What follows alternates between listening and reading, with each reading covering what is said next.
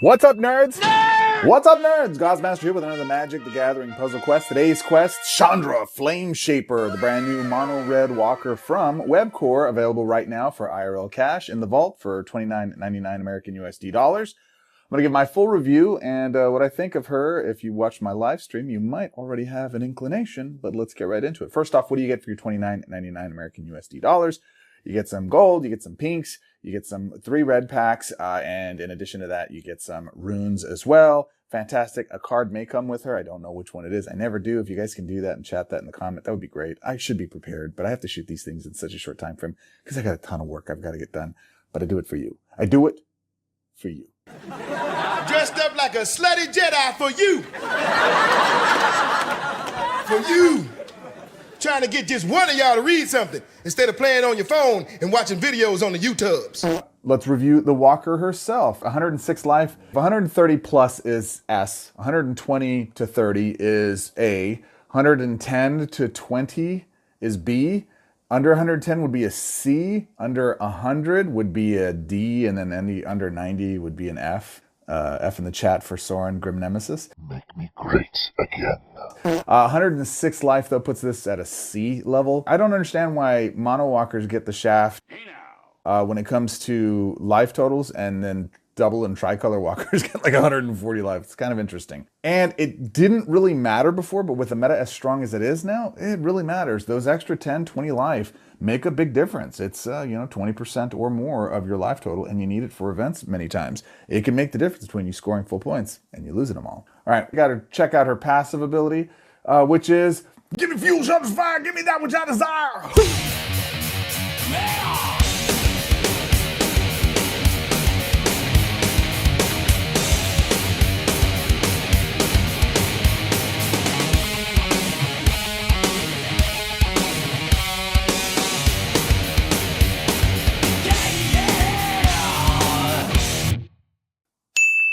At the beginning of your turn, convert 3 gems to red. Then you may discard a card, and if you do, draw a card.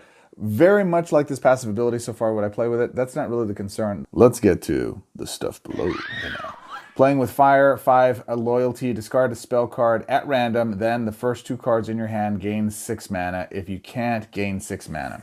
This is such a cluster of an explanation that you won't really understand what you're doing with it until you actually play it. Maynard and I had this conversation on our live stream, Nerds on Parade, which you should check out. Link in the description. It's really good. In that conversation, I was under the impression that I saw some of my spell cards that had mana, full mana, or mana be discarded to be able to provide this. So again, discard a spell card at random. That does not say cards without mana. It just a spell card without mana. It just says a spell card, period. Technically, the way it's worded and the way it should work is any spell card that you have in hand, full or not, gets discarded. That sucks, because if you have a card with mana in it because of her passive ability, give me fuel, Chandra fire, give me that, then this would actually discard that benefit of it sometimes.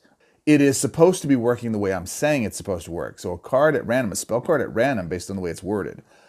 Then the first 2 cards in your hand gain 6 mana. You got to do a little juggling here. You got to put the cards in the first 2 positions you want to gain the mana. I was very upset because I wasn't gaining mana, and Maynard again just put me on the straight and narrow because he likes this Planeswalker. He's telling me, no, you get the mana. I'm like, there's plenty of times I haven't gotten the mana.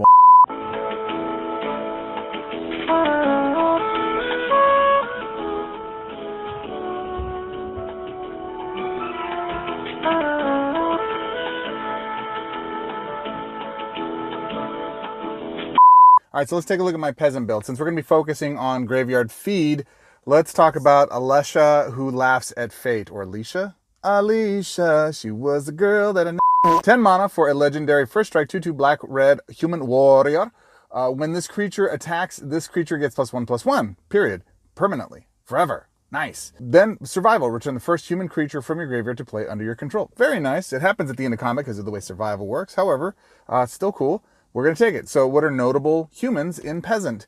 Jeru, and Hazaret, 16 mana, legendary red-white, 5/4 human god. At the beginning of the combat on your turn, if you have 1 or less cards in your hand, this creature gains vigilance and haste. I'll show you the trick. Until the beginning of your next turn.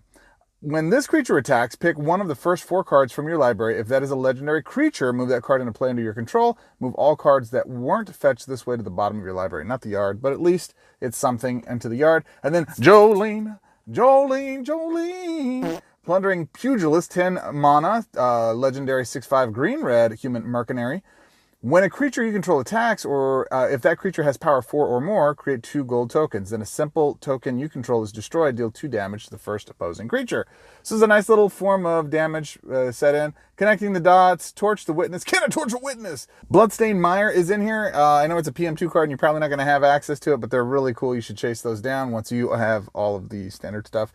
Sunken Citadel is the payoff for that. Ill-Timed Explosion actually makes an appearance here. Breakout is a great card. 10 mana.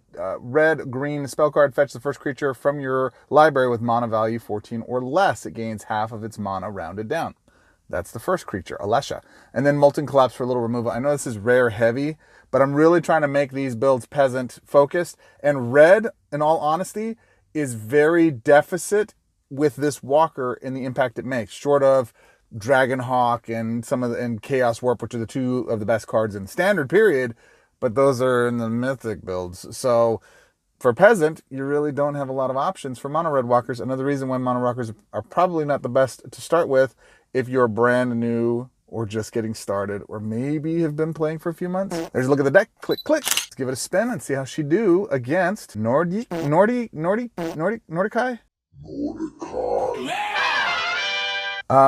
Sure, I don't even know what's in hand. I got mana already, and I'm ditching cards with mana in it. So there we go. We have a little more removal here. I'm actually going to go face first into Jolene here and see what we can get done. Hey now. Right out the gate. Let's go black. Like it. So we got her on the board turn 1, right? No trickery, no shenanigans, just pummel face, you know, hammer fat, smash face. Now we're at a position now where it's saying, hey, do you want to discard a card? I already have 1 card full up on mana for Molten Collapse, so I'm going to go ahead and ditch the second one because I have a second one in hand. This gives me 2 cards to draw into. I'm going to put the Bloodstained Mire into the exile. I'm going to I'm not going to use my first ability. It's kind of a waste. I don't want to activate this ability. I don't want to give me fuel. Yeah! And if I were to choose it now, oh, I want to ditch this card, maybe gain some more mana. It's pointless because my mana and my hand's already full of mana.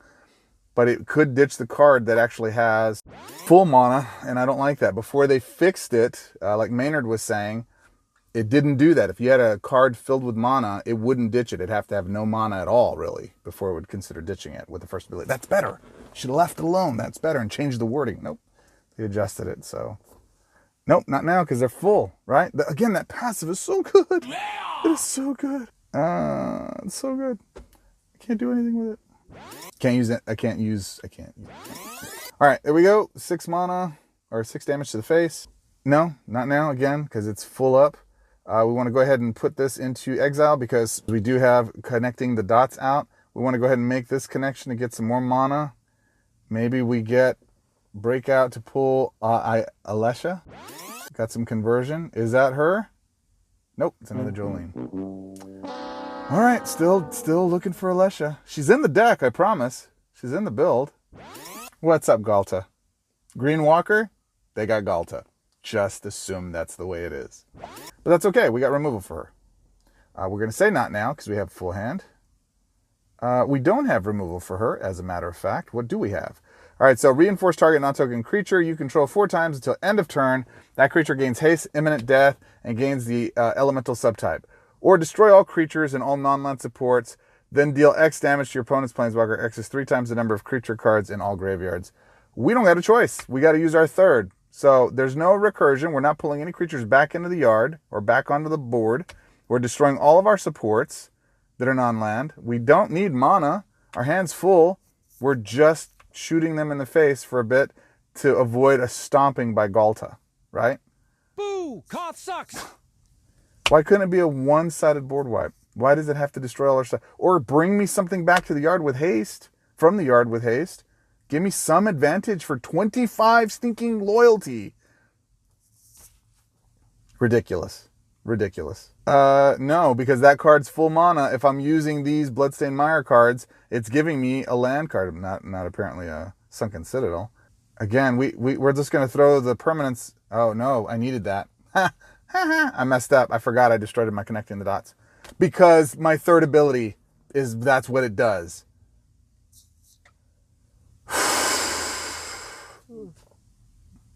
I think you can tell where my review is on this walker already. I just can't find the synergy in this build. Like, I'm purposefully filling the yard so I can bring stuff back in, but it feels like all of her abilities counteract everything I'm trying to do. Everything.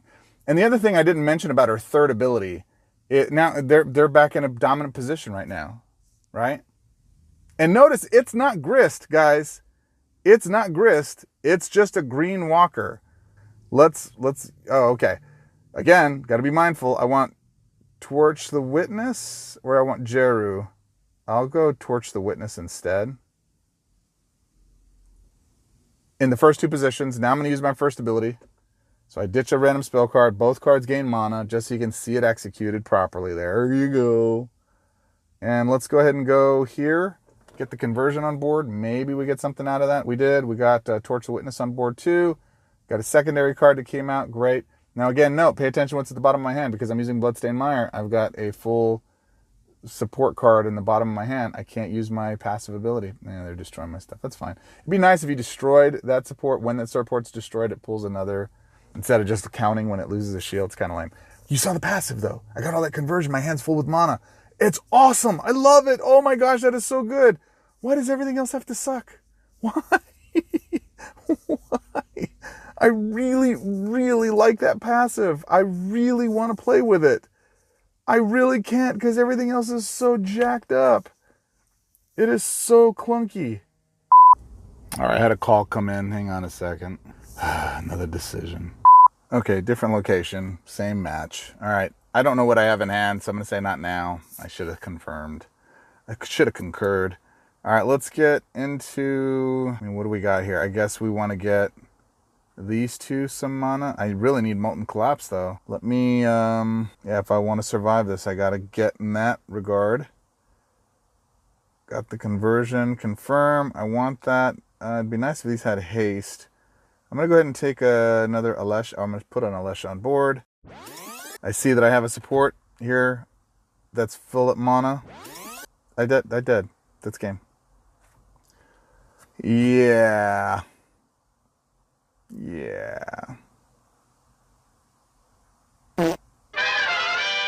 Alright, let's talk about my Mythic build. Twin Flame Tyrant's one of the new cards out of the set. It's a great card. It's a chase card. Bulk up to double up the power. Gratuitous Violence is a masterpiece to double up the power from combat damage. Chaos Warp, because it's the best removal spell and best removal spell in the game. Ill-Timed Explosion again, because we find a lot of draw. Aurelia the Law Above. If you're going to play a Peasant build with this Chandra, you need Aurelia the Law Above. This is a card that is probably the staple red card creature, mono red creature in the game right now. Still connecting the dots. Season of the Bold to help out, push to destroy some lands, and also to return cards from the graveyard on its flip side for 18 mana to the board for 18. And then, of course, Dragonhawk, Fate's Tempest. There's a look at the deck. Don't look at this and say, oh, Chandra's dominant. This deck is dominant. I just want to show you her second ability. Ooh, Psychomachia has my favorite Jace. Let's go. Okay, let's go. Immediately, we're going to go ahead and say discard. It's fine. We got into a Twin Flame. That's good. We're going to mute down our Chaos Warp. We're going to get Twin Flame Tyrant out on the bottom so that on our next turn we can put that in the yard and use our next spell to pull it out from the yard. We're going to try to lean into that graveyard play. Let's go here. Boop. Well done. I like that. Up to our first ability, which I won't use because I hate ditching cards that have mana. We're going to confirm our give me fuel. Give me fire. Give me that which I... So we can get that on board. We don't need... Actually, did they put a support on board? Stay hidden, whatever. I ain't worried about that. I don't want to ditch Chaos Warp. So I was going to say, oh, let's use our first ability because I don't mind ditching Bulk Up or Season of the Bold. Again, yeah, let's do it. Let's see. Do I get lucky? No, I don't. I lose my Chaos Warp. Cool. Really, really cool. Cool. But I do have my Aurelia on board, And we're drawing, doing damage. I should get it off Jace's face. Do we want to do... Yeah, we have a creature on the bottom. It's fine. Ill-timed explosion. Let's dig for the other one. Let's actually start charging up ill-timed explosion. Here. Cool. And that's another challenge. Aurelia, life gain, damage. I'm drawing a card into a position where I've got to pay attention to what she's drawing because I'm going to ditch that card. Yeah, let's ditch it. It's fine. We don't need it. Connecting the dots we do want. Okay. So connecting the dots to the top. I'm going to ditch a Twin Flame Tyrant. Again, I'd love to be able to ditch Season of the Bold. If you just let me put the card in the bottom position that I ditched, WEBCORE, if you just let me do that to choose which card I discarded, fine. But because it does this at random garbage, I can't use it. It sucks, man. Yeah, sure, let's ditch. It's putting spells in my yard. There it is. That's the card I've been looking for. Let's flip that bad boy. Let's put you up top. You down here. Let's go 5 swap. Okay, we've got that on board. We got another 5 swap. Blue into white. Red? No. All right. We guarantee to have a creature in our bottom position. We can accept the process now for this next passive ability discard. Get the conversion. We get our spell full up. Yes. Give me that. Give me fuel, Chandra fire. Give me that. Put that up into the exile so we can get that down for free. We're going to put this up here. And we're going to go ill-timed explosion. And we're just going to go ham. Let's just go ham, people. Let's go ham. There we go. Right. So we get all the creatures on the board. Dragonhawk hits the board. We get all of the things with haste. We're going to go ahead and bulk up our Twin Flame. Since he's the biggest, we'll double him up. We do the damage from that. Chaos Warp. Now I want you to note, I could use my secondary ability here on my next turn if we don't win more. But it's pretty much just win more. This is GG already, right? Like, that's game. I didn't need that secondary ability. All right, so here's my problem with the secondary ability. So as you can see, I have all 3 of my creatures down. I'm in pretty dominant position. I'm going to use my 3rd ability. I'm going to reinforce this one, Aurelia Law above. I'm going to go ahead and attack. It gives her imminent death. It buffs her 4 times. And then it gives her imminent death. And I'm going to... I would bulk her up, but I don't necessarily want to win here. I guess it's going to win anyways, no matter what. And it's a nice finisher, right? It does the thing. It does the thing. I mean, that's the point of the deck. It wins just like that, right? Okay. My challenge with it is the imminent death. If I'm behind and I'm trying to catch up and I have to beef up my creature to go do some damage to try to whittle away at their life total, maybe I can sneak a win out, my creature's dead. So unless I'm playing recursion from the yard back into the battlefield, it's just a creature that's going one way into the graveyard. The only way to recur cards is with push-pull. It's a mythic. Not very many people have it. So it's not a viable play strategy. It doesn't work. It doesn't work. All right, let me give you my final thoughts on this Planeswalker. Confusion! Chandra Flameshaper, what do I think of her? She's one of the worst Planeswalkers WEBCORE's designed, period. Sorry, WEBCORE. I really hate to say this because I love this passive ability so much. I love it. It is such a cool passive ability. It's probably one of the best passive abilities we've seen in the game. It is amazing. Now, if you have all the cards and you have a build that works real well, this is what this will do. This is what the other content creators are going to argue in favor of her, is that you get so much mana conversion. As was demonstrated, and even in my losing videos, I got a lot of mana to the hand. You just can't use any of her abilities with that mana you gain. It's counterproductive. What needs to happen to fix it is this. Life total 106. Come on, stop giving monocolor walkers less than 110 life. For the passive ability, great. It's fantastic. Playing with fire, 5 loyalty. Just make it discard a card. You get to choose which one you want in hand. If it's a spell card, you get 2 cards that get 6 mana. If not, you get 6 mana. That's all it needs to be. I keep it simple. Let me control what's going so that I can choose which card gets exited, and that's it. And that way I have a choice. Do I want the spell or do I just want the 6 mana? The secondary ability, 18 loyalty is way too expensive for a temporary destroy your own creature stuff. It is dumb. Reinforce target non-token creature you control 4 times. Fine. Until end of turn. No. Make it 2 or 3 and then make it permanent. That creature gains haste. Okay, that's not how haste works. That is not how haste works. If my creature, I cast a creature, I put it on the board, I can't give it haste with my loyalty ability. I can't activate that. Well, what if you have connecting the dots and it puts a creature aboard? Fine. What if you get a double swap, Goth? Fine. But I then have to have that specific card or that specific mechanic that's bringing stuff from exile or from the yard and putting it on the board at the beginning of your turn. Oh, it's so aggravating. That is not how haste works. Am I wrong? Comment below. Tell me I'm missing something obvious here. And then the imminent death part. Why? Why do I want to kill my creature? The last thing I want to do is give away board position. For 18 loyalty, let it stick. Or reduce it to 10. I hate the secondary. It's dumb. Oh, and then it becomes an elemental subtype. Okay. Why? Why? What does that do? Is there other elemental synergies in the game? Not right now. Maybe coming. Okay. Next set comes out and you're like, hey, this is all elemental. Great. Wonderful. But as it sits right now, it's just dumb. Maybe it reflects what's on the card. Cool. Great. But that's not what's reflective in helping this Planeswalker out. And then finally, turning into a conflict brigade, whatever that is. 25 loyalty, destroy all creatures and all non-land supports. Make it a one-sided board wipe for 25 loyalty. What are you doing? Or make it cost 15. It is dumb. Then deal X damage to your opponent's Planeswalker. Okay. X is 3 times the number of creature cards in all graveyards. Why? Why would that not be spells? The first ability is talking about putting spells in the yard, favoring putting spells in the yard. You get additional benefits. There's no synergy between the first and the third. Make it spells. Then it's something. But I have to destroy all my creatures, all my supports that are non-land in order to get this damage that's going out. And what am I going to get? 18? 24 damage? Ooh! I could go put 10 spells in my yard. I could put 5 spells in their yard. Now we're talking 45 points of damage. Okay. I'll take the sacrificing of everything, nuking the board, including my opponent's face. Okay, that's worthwhile. As it sits right now, for 25 stinking loyalty, I got to wipe the board and all my board presence too to try to catch up. That is one of the worst third abilities. That is one of the worst.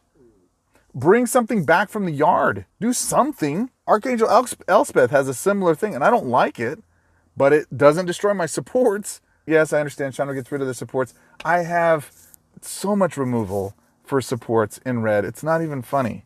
Mana bonuses are great. I think they're great. 4, 5, and 3 to black, red, green, and then you use Sunken Citadel. Great, that's fine. I have no problems with that. I think it's an S tier passive. I think it's a A+ tier mana bonuses, but every single one of these loyalty abilities are the worst. They absolutely suck. So what's the grade I give Chandra, Flameshaper? I give her a D-.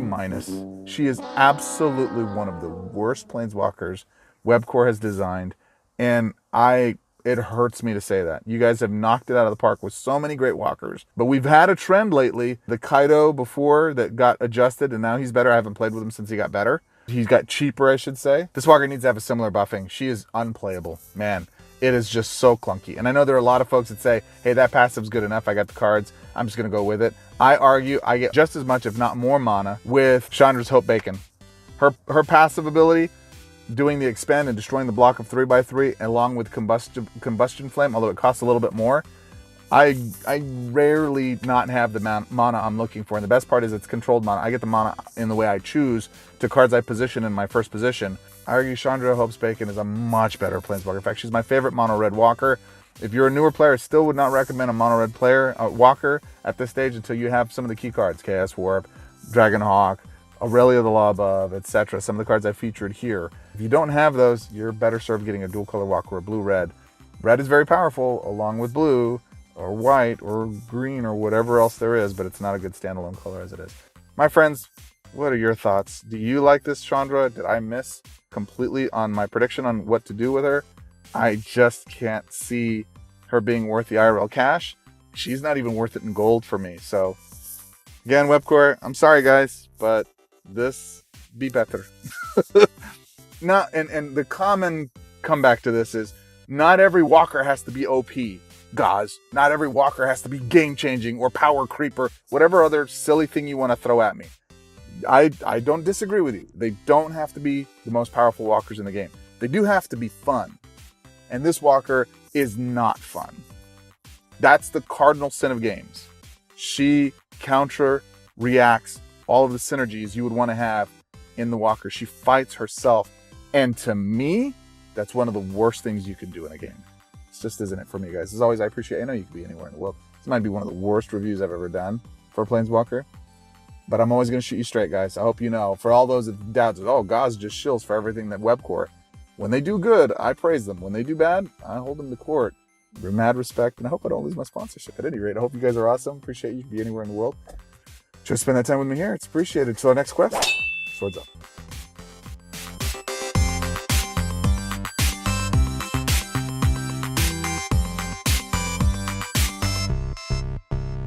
Oh, I wish this didn't stink so bad. Let's see. So 130 is an S plus. 120 is an A. A helicopter's flying by.